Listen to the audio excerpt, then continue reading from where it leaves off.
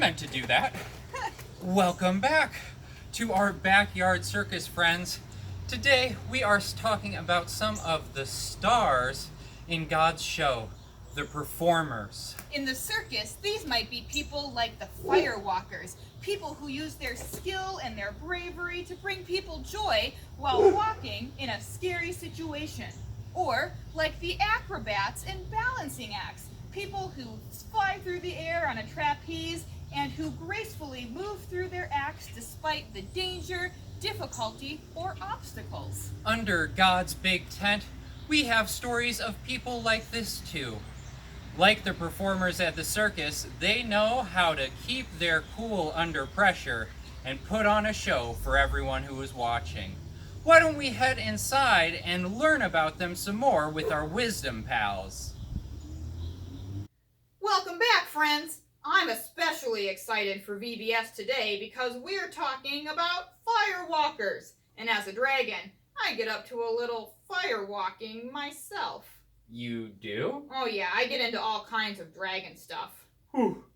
Owls don't like fire very much, but we're pretty good with heights, so I'm actually more excited about the acrobats. Well, we'll get into all of those bold characters in just a second, but first, we're going to learn a song. That's right. Our friend Andrew has a new song to teach us for today. All right, what's it about? Well, Sophie, this one is about fire.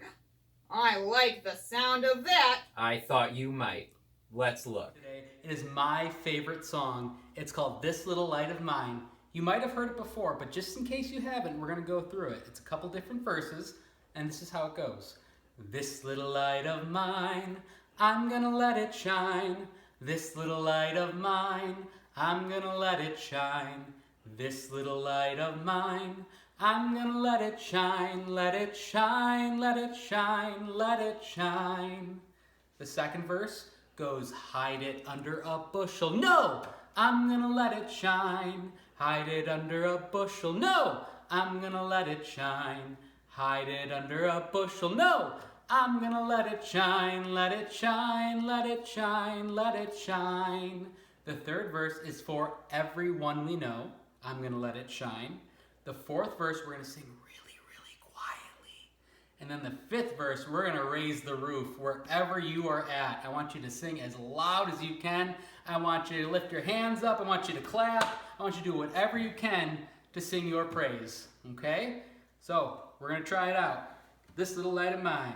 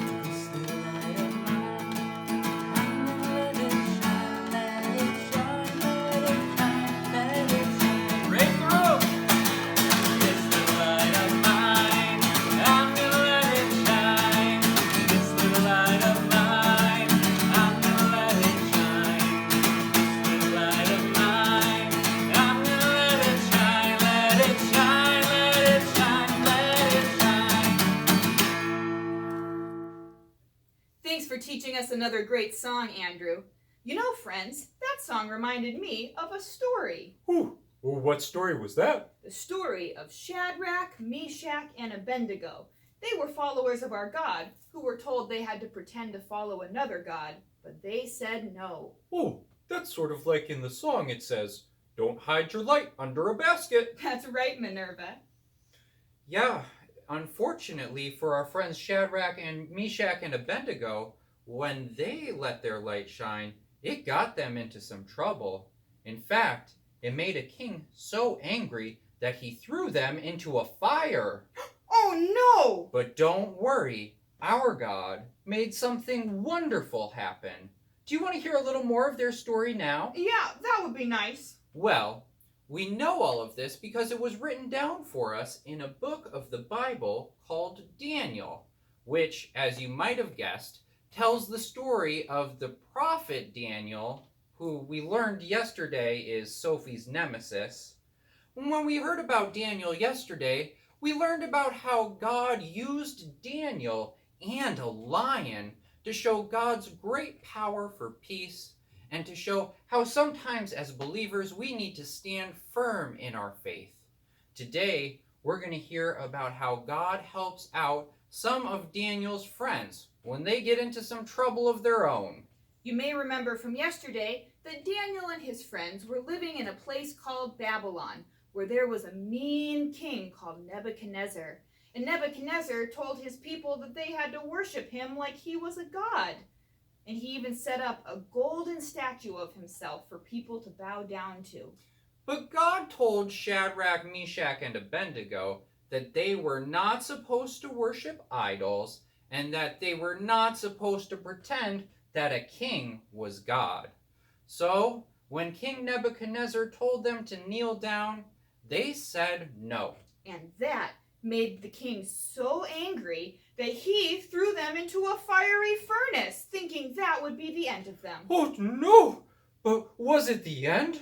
Were they okay? It wasn't the end, Minerva. They were okay, because God showed up with them in the fiery furnace and protected them. And when they all walked out unharmed, King Nebuchadnezzar was so amazed he decided to worship God instead of making other people worship him. Hooray! So, because they were so brave and they stood firm in their faith, they were able to change the king's mind? Yes, they had the courage to do what they knew God wanted them to do. And because they had the boldness and the bravery of firewalkers at the circus, they were able to help change the king's mind, which actually helped all of God's people. That's right. Sometimes what God wants us to do is to be bold and brave and to stand up for what's right. Not just for ourselves, but for the people around us that we love. Now, God knows that this isn't always going to be easy for us, so they promise they will help us and be with us through it all. That's what it means to be a follower of our Good Shepherd Jesus, like we learned yesterday. Oh, which reminds me, yesterday our craft was learning how to make a sheep friend with Cherise. But today one of our sheep friends has gone missing. Oh no! Well, where did they go? That's the whole problem. I don't know. Hey, do you guys at home think that you could help us look for our sheep friend? This is a skit that you can do at home to help us find our sheep friend. To do this skit, you will need at least one person with a sheep puppet like the one our friend Cherise showed us how to make yesterday. They will play the part of a concerned sheep who notices that our friend is missing. You will need another person to play the part of the good shepherd who goes to find our lost friend. Together, the shepherd and the sheep will go on an adventure and have a conversation as they find our lost friend. If there are more than 2 people who want to be a part of the skit, you can have extra sheep join in with the shepherd, or make up your own parts to play. Bah, bah, bah, bah, bah. It sure is nice hanging out here with my sheep friends, all 100 of us. Oh wait, I just counted, and there's only 99. One of us is missing. Oh no, what are we gonna do? Ah! What's going on, little sheep? Don't be sad. Let me help you. Oh, good shepherd, you are here. One of our friends is missing, and I'm just so worried. Well, if one of our sheep friends is missing, we better go and look for them. Let's leave the rest of the sheep behind and we'll go find them. Come with me. Whoa, it sure is nice of you to go and look for one sheep when you have so many other sheep to worry about. Well, I wouldn't be the good shepherd if I let one of my sheep get lost. We need to go search everywhere and make sure that they make it home safe and sound. I wonder where that sheep could be. Are they behind this tree? Are they under those rocks? We need to look everywhere and make sure we find our friend. They're not under the tree, and they're not behind the rocks. Oh, good shepherd, what are we going to do? You know, sometimes when I hear you calling to the other sheep, the sound of your voice makes me want to follow you. Maybe we should try calling our lost friend. Well, that's a wonderful idea. Let me give that a try. Here, sheep. Here, sheep. Do you see them? I don't think they've come back yet. Maybe you should help me. Can you help us at home too? Let's call the sheep and see if they recognize the sound of our voice. Here, sheep. Here, sheep. There they are! I'm so glad we found it. Yeah, me too. Let's go home so that we can tell all the other sheep about it and celebrate.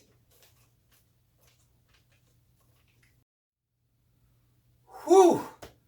Thank you for helping us. I'm so glad that we got that sheep home safe and sound.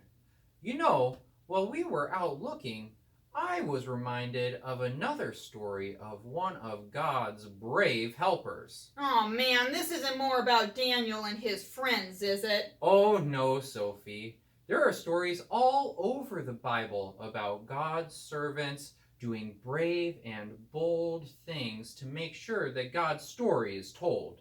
While we were out searching all over for our lost friend, I was reminded of a woman named Ruth who had to travel a very long way to play the role that God had for her in God's story.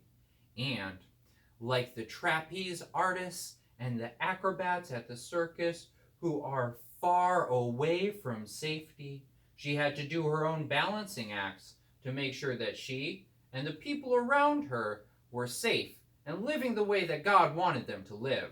Well, she sounds like an important part of God's story. Well, she sure is, Sophie, and we know that because she has a whole book of the Bible named after her. Ruth's story begins a long time ago. Now, Ruth was not from Israel, but her husband was. He had moved to Ruth's land because at the time there wasn't enough food in Israel. Oh, that's a bummer. That still happens sometimes today, doesn't it, Pastor Mary? That's right, Minerva. Sometimes, even today, there's not enough for everyone, and that means that sometimes people have to move to find a place where there is a little bit more for them. And sometimes that leads to cultures meeting and learning to live together in new ways. Anyway, Ruth married a man from Israel and also got to be good friends with his mother, Naomi. But sadly, both Ruth and Naomi's husbands died. Oh, no! That's right. I know, it's pretty terrible. Both Ruth and Naomi were sad to be without their family, and it was extra bad for them because where they were living, there weren't a lot of jobs that women were allowed to do. Oh, I've heard about that, and that seems like kind of a silly rule to me. You know, in Dragon Society, it's pretty hard to tell who the ladies are, so we just don't worry about it too much. Well, did Ruth and Naomi at least have a trust fund or a pile of dragon treasure to fall back on? If only, Sophie. They didn't have anything. So they decided what they needed to do was go back to Naomi's homeland and see if the people there could help them out. And Ruth went with her?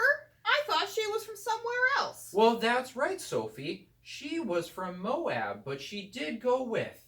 She knew that it would be a long and a difficult journey for her to get to Israel, and she knew that when she got there, people might treat her like she was an outsider because she was from a different place. But she also knew that God was telling her to go with her friend Naomi to make sure that they both were going to be safe and get the things that they needed. So Ruth and Naomi went on a long journey together, and when they arrived in Naomi's homeland, they went to live near a relative that they knew. His name was Boaz, and he was a successful farmer. Now, in the Bible, God tells farmers not to pick everything from their fields. That way, if somebody doesn't have enough to eat, they can go pick something for themselves so they don't have to go hungry. And that's what Ruth was doing so that she and Naomi could have enough to eat in the new home that they were building together. And when Boaz heard that there were some new people around his fields, he was very curious and he wanted to find out who they were.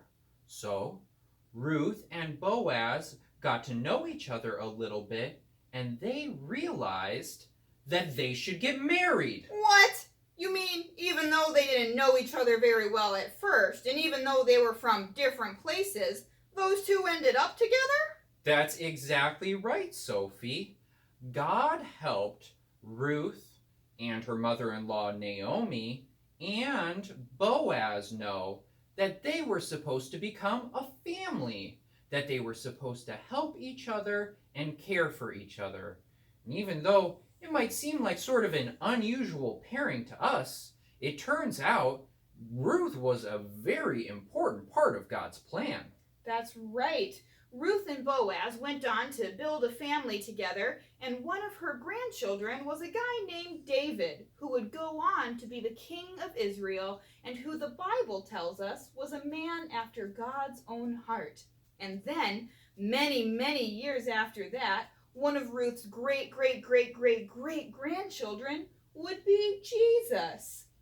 So, even though Ruth was from a different place than the rest of God's family, and even though she didn't know about God until after her first marriage, she turned out to be an important part of God's story. It just goes to show, you never know who's going to be the star of God's circus. And you know, these are actually only a few of the many stories that the Bible tells us about God's servant doing bold and brave things to bring God's kingdom to earth. Whoa, those are some really great stories. The Bible sure tells us about a lot of brave risk takers. Well, it sure does, Sophie, because sometimes God needs us to be brave and bold and to do big things to help out. So, the Bible gives us a lot of examples of people like this, so we can learn from them and try and be like them. Well, I think that's a great gift from God. Should we give thanks? Well, that's a wonderful idea, Sophie. I wonder, would you lead us all in an echo prayer? Okay, repeat after me, everyone. Dear Jesus, Dear Jesus, thanks for being with us in difficult times. thank you for being with us in difficult times. Thanks for giving us examples to learn from. Thanks for giving us examples to learn from. Help us be brave when you need us to be. Help us be brave when you need us to be. And all God's children said, Amen. Well, thank you for leading us in that prayer, Sophie. You're welcome. You know, hearing about all of these brave people in God's story and talking about all of the wonderful performers at the circus, it's really got me wanting to try out some of my own circus feats of daring. I just wish I had some circus props for my act. Well, maybe Cherise can help us make some. Well, that's a great idea. Welcome back. Today we are going to make ribbon twirlers. So this is really simple. All you're going to need is a stick or something long that you can attach your streamers or ribbons or whatever you want to attach. Yarn, string, whatever you have. And if you don't have any of that, you can use toilet paper. So I have another stick. I actually got this stick from our yard, so that's a really easy way to find the perfect wand. So you're gonna take streamers or whatever you want, paint, glitter, and you're gonna color this however you want. So I'm wrapping mine with streamers, but you feel free to do whatever you want to do with yours. And you'll just twirl it around until it covers it. And you can do different colors. So let's say you have like 2 different leftover birthday streamers in your house. You can do part of it, just tape it down. And then let's say you're gonna use another color, we'll do blue.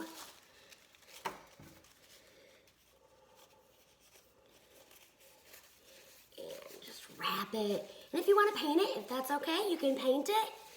You can do whatever you want. You can put stickers. It is your ribbon twirler. You can do whatever you want to it. Here we go. So mine is gonna be blue and yellow. All right. And then if you were using streamers, you could just let this hang off, but I am going to tie a different color on because I want a different color. So then we'll grab another color. Let's do green. And again, you can use yarn, ribbon, string, whatever you have, toilet paper. And if you don't have anything like that, that will work. You could always, ask to borrow a scarf or something like that. All right. And then just tie it. You can glue it if you need to or tape it. And then what I did, because there's a little extra from where I tied it, I just wrapped it around. The fun part is twirling it. And I use these a lot in the circus. All right, so. And then you want to pick out what length you want. You can make a shorter ribbon if you want, or you can make a longer ribbon. And there we go. So, we will see you again. And we'll have more fun crafts for you this week. Thanks, guys. Wow, we sure had fun today under God's big tent. We learned about the firewalkers, Sharach, Mesach, and Abednego, and we heard about Ruth, who walked a tightrope into God's story, but ended up being one of the stars. We learned that sometimes God needs us to be bold, and sometimes we need to have faith and find balance. But no matter what, God will be with us and lead us like a good shepherd to be a part of the story that they are telling throughout all of creation. That makes me think of one of the songs we learned yesterday. He's got the whole world in his hands. Should we sing it together now?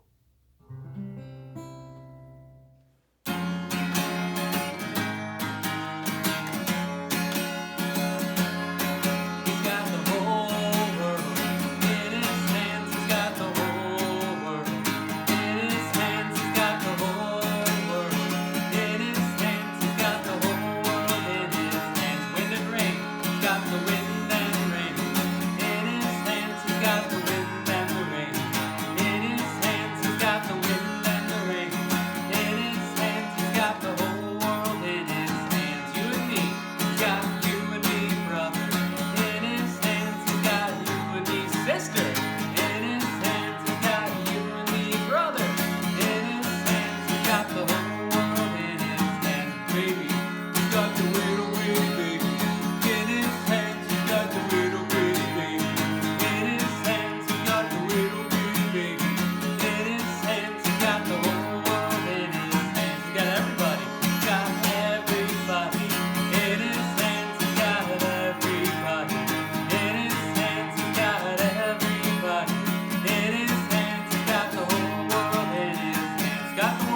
He's got the whole world in his hands.